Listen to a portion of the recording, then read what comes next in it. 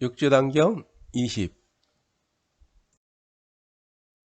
제10장 법문을 상대하여 나타내 보이다. 대사께서 하루는 먼인 법회, 지성, 법달, 신회, 지상, 지통, 지철, 지도, 법진, 법여 등을 불러서 말씀하셨다. 너희들은 여느 사람과 같지 않다. 내가 멸도에 든 뒤 각자 한 지방의 스승이 될 것이다. 내가 지금 너희들에게 법을 설하는 것을 가르쳐서 근본 종지를 잃어버리지 않도록 하겠다. 먼저 모름지기 삼가 법문을 제시하고 36대를 사용하되 나타내고 감출 때는 곧 양변에서 떠나게 하여라. 모든 법을 설할 때는 자성에서 벗어나지 않게 하여라. 호련히 어떤 사람이 너에게 법을 물으면 모두 쌍을 이루게 하여 상대되는 법을 취하여 말하되 오고 감이 서로 원이 되게 하여서 궁극에는 두 법을 모두 제거함으로써 다시는 갈 곳이 없게 하여라. 해능대세는 지금 불이법에 대하여 설하고 있는 것입니다. 유마경에서도 속도, 승도, 대승도, 소승도, 부처도 중승도 본래 없는 것이니 이것을 불이법이라고 하였습니다. 그러므로 선도, 악도, 깨끗함도, 더러움도 없으며 생도 없고 멸도 없다는 것입니다. 이처럼 둘이 아닌 법이 불이법이라고 합니다. 그러므로 법을 설할 때는 양변을 쓰되 어느 한 곳에 머물지 않게 하라는 것입니다. 이처럼 해능대사는 지금 중도 실상지에 대하여 설하고 있는 것입니다. 그러면 중도란 무엇인가요? 중도란 양극단을 떠나 어느 한편에 치우치지 않는 것을 말합니다. 불교에서는 색이나 공에 치우치지 않는 진실한 도리 또는 고락의 양편을 떠난 올바른 수행법을 중도라고 합니다. 세상의 모든 것은 양극단, 즉 좌와우 또는 음과 양으로 조화를 이루고 있으나 이 조화로움이 무너지면 중심이 흔들리게 되어 어지럽게 된다는 겁니다. 우리에게 두 눈이 있고 두 귀가 있다는 것은 양변을 보고 양쪽을 듣되 어느 한 곳을 취하지 말라는 것입니다. 자연에는 대칭의 원리가 지배하고 있고 우리의 뇌에도 좌뇌와 우뇌가 자리하고 있습니다. 우리가 알아차리지 못하지만 우리의 뇌 속에는 두 개의 정신, 즉 좌뇌와 우뇌가 존재합니다. 뇌의 대뇌 피질에는 호두알처럼 앞에서 뒤로 이어지는 커다란 홈이 있는데 이 홈은 대뇌를 좌반과 우반으로 가릅니다. 이것을 우리는 좌뇌와 우뇌라고 부릅니다. 정상적인 사람이 무언가를 생각할 때 좌뇌와 우뇌는 상호 보완적인 관계에 있습니다. 좌뇌는 좀 더 분석적이고 논리적이며 언어 기능을 담당합니다. 반면에 우뇌는 정보를 체계적으로 종합하면서 예술적인 기능을 담당합니다. 그러나 최종 결정을 내리는 쪽은 좌뇌입니다. 캘리포니아 공대 로제 스페리 교수는 본인의 실험을 통하여 좌뇌와 우뇌는 완전히 같지 않으며 각기 다른 기능을 수행한다는 것을 밝혔는데 1968년 로저 스페리는 다음과 같이 서술했습니다. 불린의 환자들은 대부분 하나로 통합된 단일한 의식 흐름 대신 다른 뇌의 정신적 경험과는 완전히 단절되고 차단된 두 개의 독립된 의식 흐름이 양쪽 뇌에 하나씩 존재하는 것처럼 행동한다. 다시 말해 자뇌와 우뇌는 각자 자신만이 독립적인 감각을 지닌 것으로 보인다. 의지, 인지, 학습 경험과 관련한 인식, 계면, 충동 모두 양쪽 뇌가 각기 다르다는 얘기다. 그로부터 4년 후 스페리는 다음과 같이 덧붙였습니다. 지난 수십 년 동안 우리는 대뇌의 정중선을 중심으로 뇌를 분할하면 일반적이고 정상적인 통합된 의식체가 손상되면서 불린의 환자가 두 개의 정신, 오른쪽 정신과 왼쪽 정신을 갖게 된다는 증거를 모았다. 두 정신은 완전히 독립된 의식체로 공존하는데 이는 완벽하게 독립된 두 사람이 하나로 결합되어 있는 샴 쌍둥이와 같은 방식이다 라고 했습니다. 스페리 박사는 자뇌와 우뇌가 분리된 환자들을 관찰한 끝에 다음과 같은 결론을 내렸습니다. 하나의 뇌 안에는 서로 다른 두 개의 정신이 존재할 수 있다. 자뇌와 우뇌는 그 자체로 의식을 가진 독립된 시스템으로 인지하고 기억하고 의지를 발휘하고 감정도 있다. 또한 자뇌와 우뇌는 하나의 대상을 각기 다르게 인식할 수 있으며 심하면 서로 충돌을 일으킬 수도 있다고 했습니다. 그렇다면 두 개의 자아가 존재하는가? 두 개의 자아 의식도 존재하는가? 왜 양쪽 뇌는 누가 제어권을 주는가를 두고 충돌하지 않는가? 어느 쪽 뇌가 몸이 향할 곳을 결정하는가? 그런데 우리는 하나의 자아가 존재한다고 느끼는 것일까? 그 후 스페리 교수의 제자인 마이클 가자니가 교수는 실험을 통해 자뇌가 언어를 말하고 이해할 수 있는 신동 같은 조직인데 반해 우뇌는 말을 하지 않고 언어를 이해하는 수준도 아주 제한적이라는 것을 알게 되었습니다. 우뇌는 있는 그대로의 삶을 산다고 합니다. 우뇌의 사탕 한 상자를 비추면 그것은 그냥 사탕 한 상자일 뿐이라는 겁니다. 그런데 자뇌는 사탕 한 상자에서 갖가지 것들을 추론해 낼 수가 있다고 합니다. 인간이 혼란 속에서 질서를 찾으려고 하는 것도 모든 것을 이야기로 만들고 상황에 맞추려고 하는 것도 모두 자뇌 때문입니다. 무엇보다도 중요한 점은 한쪽 뇌는 추론을 할 수 있는 세상에 살고 반대쪽 뇌는 그렇지 않다는 겁니다.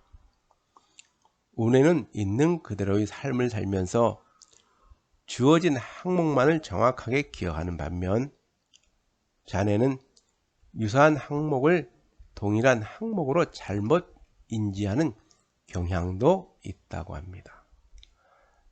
자뇌는 사건을 가지고도 이야기를 지어냅니다.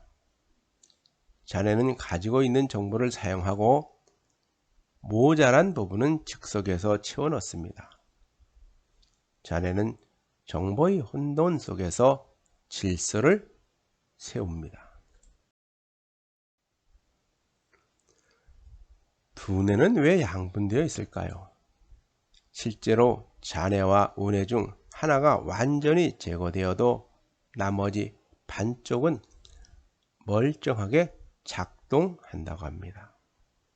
게다가 두 개의 반과 각각 의식이 있다면 결국 우리 머릿속에는 두 개의 의식이 공존한다는 뜻입니다. 그러면 인간의 뇌는 왜 이런 구조를 갖게 되었을까요? 또한 자연에는 대칭성이라는 매우 신비로운 근본 원리가 깊숙이 숨겨져 있습니다. 사물들이 생겨나고 살아가다가 다시 돌아가는 것에는 대칭의 원리가 깊숙이 관여하고 있다는 겁니다.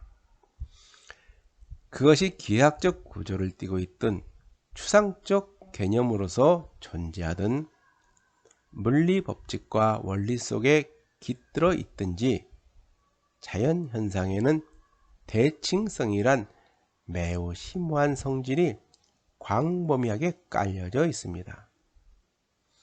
자연에서 대칭성이라는 것은 시간과 공간에 관계없이 대칭의 성질은 항상 성립한다는 것을 의미합니다.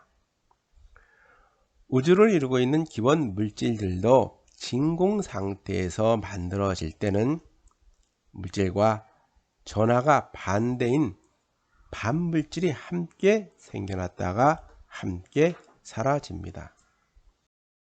이처럼 서로 반대되는 두 물질이 진공 상태에서 함께 생겨나는 것을 쌍생성이라 하고 함께 소멸되는 것을 쌍소멸이라고 합니다. 물질과 반물질은 함께 항상 생겨나고 소멸되지 홀로 생겨나지도 소멸되지도 않습니다. 모든 물질을 이루고 있는 기본 입자들은 크기는 같지만 전하가 반대인 반입자가 항상 존재합니다. 모든 물질을 이루는 전자와 양성자, 중성자는 그 반입자인 반전자, 반양성자, 반중성자가 존재합니다. 또한 그 밖에 다른 모든 기본 입자들도 그것에 대응되는 반입자가 항상 존재합니다. 그것이 우주의 신비로운 성질입니다.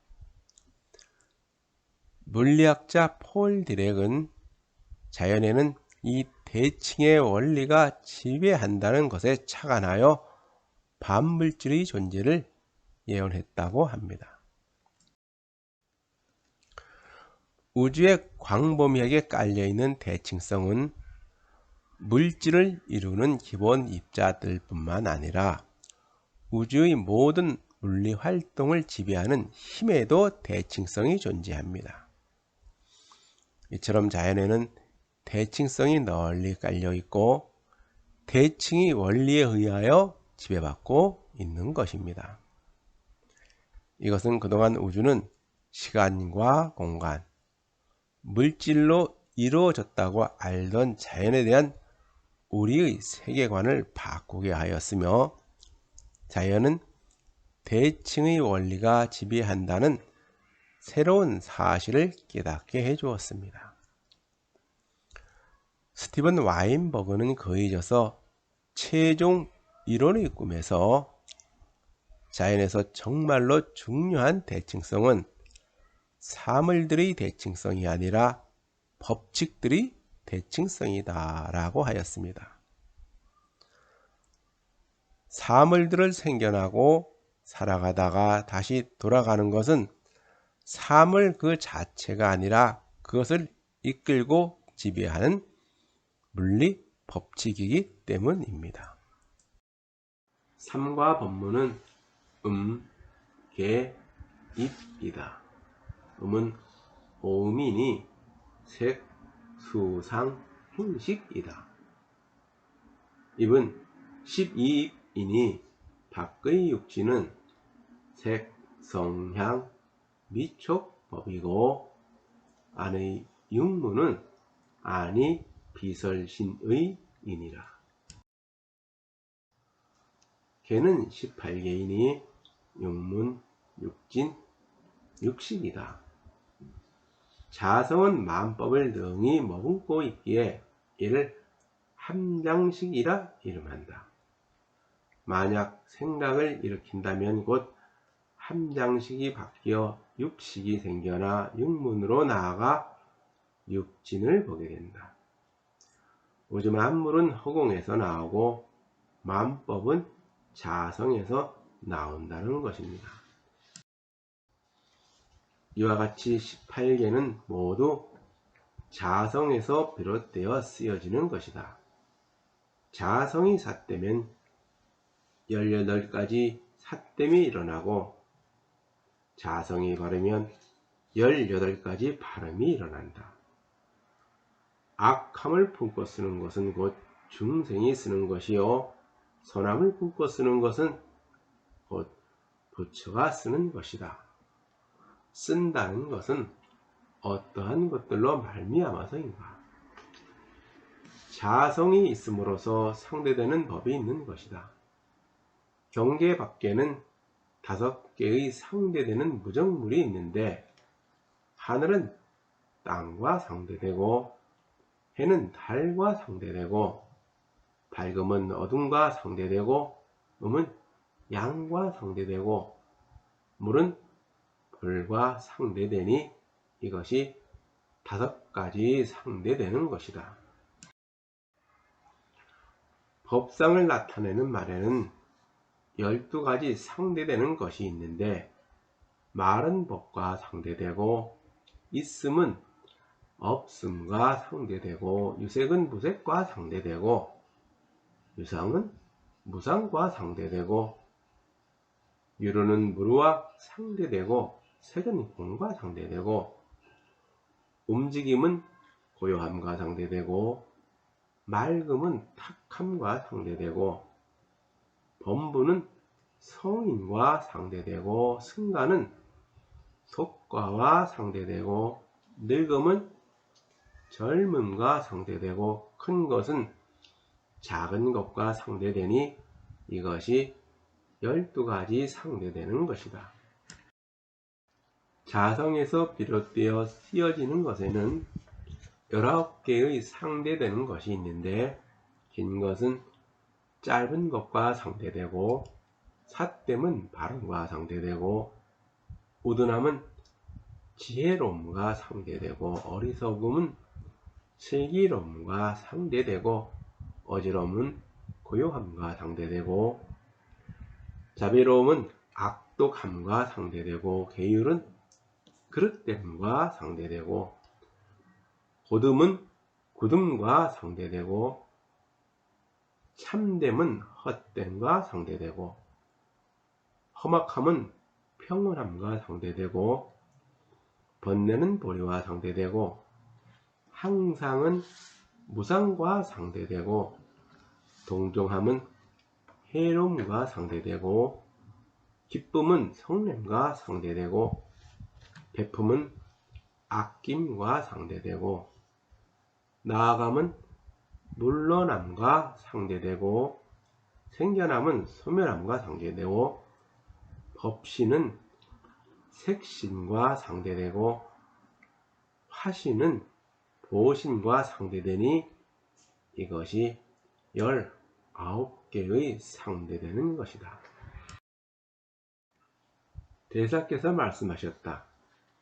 이 36대법을 이해하고 쓸 줄 안다면 곧 모든 경전의 법을 관통하여서 나오고 들어갈 때에는 곧 양변에서 떠나 자성을 움직여 쓸 수가 있을 것이다. 사람들과 이야기할 때는 밖으로는 상에서 상을 여의게 하고 안으로는 공에서 공을 떠나게 하라. 상에 온전히 집착하게 되면 곧 사견이 자라날 것이고 공에 온전히 집착한다면 곧 무명이 자라날 것이다. 법에는 2가지 상이 없으나 자성으로부터 사항을 일으켜서 갖가지 법이 생겨난다는 것입니다. 의상대사의 법성계에도 법의 성품은 두 모습이 아니다. 모든 법은 변함없어 고요하니 깨닫는 지혜로 알 뿐 다른 경계가 없다고 했습니다. 의상대사의 성은 김씨이며 아버지는 한신입니다.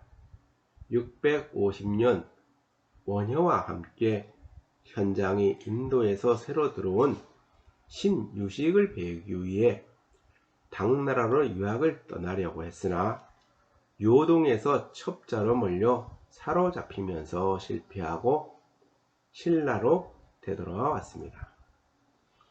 그러나 661년 문무왕 원년에 당의 사신을 따라 백길로 중국 유학을 떠났고 양주에 머무르다가 이듬해부터 종남산 지장사에서 중국 화엄정의 2대 조사인 지엄에게서 화엄 사상을 배웠습니다. 668년 7월 39, 210자로 화엄 사상의 핵심을 그림으로 나타낸 화엄 일승 법계도를 조술하였습니다. 여기서 의상대사의 법성계를 소개하면 법성원륭무이상 제법부동 본래적 법의 성품 원륭하니 두 모습 아니로다.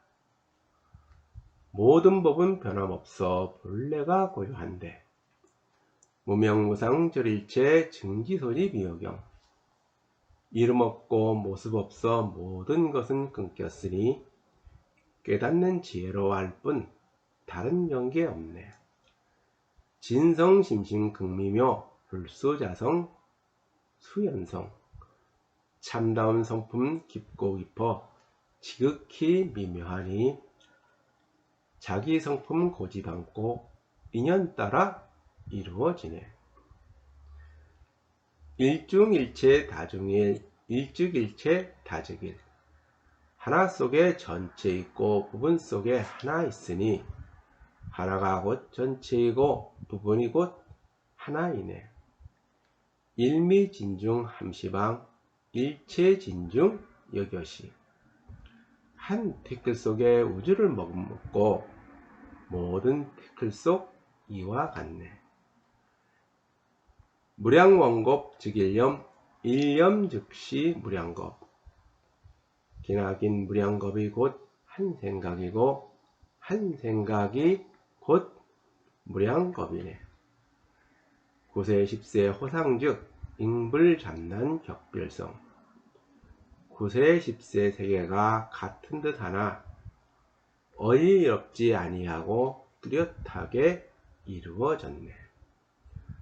초발심시 변정각 생사열반 상공하 첫 발심했을 때가 바른 깨침이고 생사와 열반은 늘 함께하네. 이사명연 무분별 십불보현 대인경 진리와 현상은 그가여 분별이 없으니 열분의 부처님과 보현보살 대인의 경지일세. 능인해인 삼매 중 번출여의 부사이 부처님은 해인 삼매 속에서도 뜻대로 나타내니 불가사의 그대로다. 우보익생 만호공 중생수기 득이 중생이 위한 감로법은 호공에 가득하니 중생은 근기에 따라 이로움 얻어가네. 시고 행자 환본제 파식망상 필부득 이 까닭에 수행자는 근본으로 돌아가되 망상을 쉬지 않고는 얻을 것 없네. 무연선교 차교의 귀가습은 득자량 연이 없는 좋은 방편도 뜻대로 따르면 보리열반 성취하는 밑거름 어둠일세. 이다라니 무진보 장엄법계 실보전. 이 다라니는 다함는 법에이며 온법계 장엄하여 참다운 불국토일세. 공자실제 중도상 구례부동 명의불. 마침내 참다운 중도 자리에 앉았으니 옛부터 변함없어 이름하여 부처라래.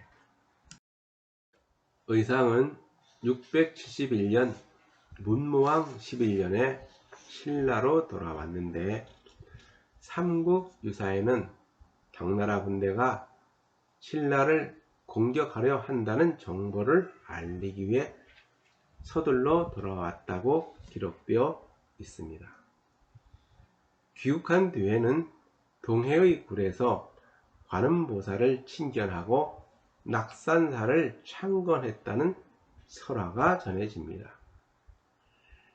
676년 문무왕 16년에는 왕명에 따라 과거 삼국의 요충지였던 중령 인근에 부석사를 짓고 그곳에서 화엄의 교리를 널리 전파하고 제자를 양성하여 해동 화엄의 초조라고 불리게 되었습니다. 그의 문화에서는 의상십철이라는 고승들이 배출되었습니다. 이들 가운데는 지통은 노비 출신이었으며 진정은 품을 팔아 연명하던 가난한 집안의 출신이었습니다. 의상대서는 또한 많은 사처를 세웠는데 오늘날에도 부석사, 화엄사, 해인사, 범어사, 갑사 등은 큰 사찰로서 이름이 높습니다. 또한 의상의 제자인 표윤에게 화엄 사상을 배운 김대성이 화엄의 세계를 형성하기 위해 세운 불국사와 석굴암은 한국을 대표하는 불교 문화재로 남아 있습니다. 공에 집착한 사람은 경전을 비방하면서 문자를 쓰지 않는다고 곧장 말한다. 이미 문자를 쓰지 않았다고 말하면 사람들과 말하는 것에 역시 부합되는 것이다. 이 말이라는 것도 단지 문자라는 상이기 때문이다. 대사께서 다시 말씀하셨다. 바른 깨달음은 문자를 세우지 않는다고 하지만 이를 분립이라는 두 글자도 역시 문자이다. 사람들이 말하는 것을 보고 곧 다시 그들을 비방하면서 문자에 집착한다고 말하지만 그대들은 모름지기 알아야 한다. 스스로 미혹에 빠지는 것은 괜찮지만 이 또한 부처님의 경전을 비방하는 것이다. 필요없이 경전을 비방하면 제업의 장애는 헤아릴 수가 없게 될 것이다. 만약 상에 집착하여 밖에서 법을 만들면서 진리를 구하거나 혹은 도량을 널리 세우고 있음과 없음의 거물과 근심을 말한다면 이와 같은 사람은 억겁이 다하여도 자성을 볼 수 없게 될 것이다. 밖에서 일어나는 모든 물질적 현상은 실상이 아님을 보고 안에서 생겨나는 갖가지 생각은 망령된 것임을 알아 안과 밖의 모든 것은 공한 존재임을 깨달아야 한다는 것입니다. 법에 의지하여 수행하라고만 들을 뿐 또한 어떠한 것도 생각하지 않아 깨달음의 자성이 막혀서 장애가 되지 않게 하여라. 만약 법을 설하는 것을 듣고도 수행하지 않는다면 사람들로 하여금 도리어 삿된 생각을 나게 한다. 단지 법에 의지하여 수행을 할 것이로되 상에 머물지 말고 법을 베풀어라. 너희들이 만약 깨달아서 이것에 의지하여 설하고 이것에 의지하여 쓰며 이것에 의지하여 행하고 이것에 의지하여 짓는다면 곧 본래의 종지를 잃어버리지 않게 될 것이다.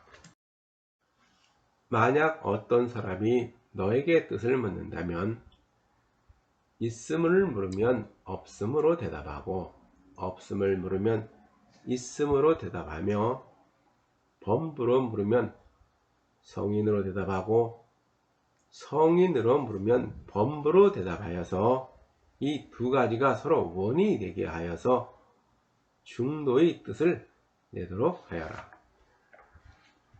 그대들은 하나의 물음에 하나를 대답하고 나머지 물음도 이것에 의지한다면 곧 이치를 잃어버리지 않게 될 것이다. 설령 어떤 사람이 무엇을 일러 어둠이라 합니까? 라고 물으면 답하여 말하기를 밝음으로 인하여 어둠이 있기 때문에 밝음이 없어지면 곧 어둠이다. 밝음으로써 어둠이 나타나고 어둠으로써 밝음이 나타나는 것이니 오감이 서로 원이 되게 하여서 중도의 뜻을 이루도록 하여라. 나머지 질문도 모두 이와 같이 하여라. 너희들은 훗날 법을 전할 때 이것에 의지하여 서로 가르쳐서 종지를 잃어버리지 않도록 하여라.